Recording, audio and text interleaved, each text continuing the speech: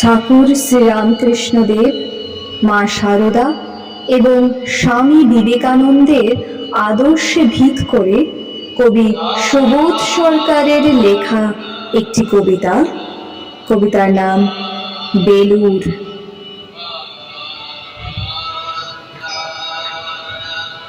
আমি একটা কোনায় দাঁড়িয়ে দেখছিলাম দুটি ছেলে গেরুয়া বসন পরে মন্দিরের সিঁড়ি দিয়ে ওপরে উঠছিল।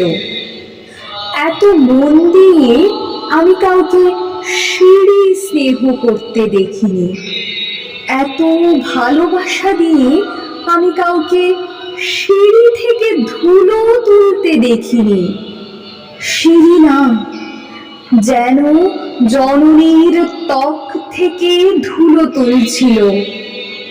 এভাবে সিঁড়ি থেকে ধুলো মুছতে আমি কোথাও দেখিনি। স্থিতপ্রজ্ঞ মহারাজকে জিজ্ঞেস করলাম, ছেলে দুটি কে? মহারাজ মৃদু হেসে বললেন, একজন নিউক্লিয়ার ফিজিসিস্ট, একজন IBM এর 6 লাখ টাকার চাকরি ছেড়ে এখানে এসেছে, সিঁড়ি ধুতে এসেছে।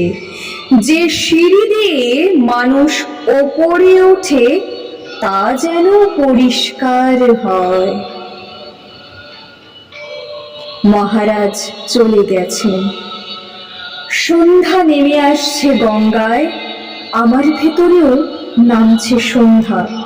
সারা পৃথিবীতে এত সিঁড়ি, সিঁড়িতে সিঁড়িতে এত দাগ, এত ধুলো, এত অপমান।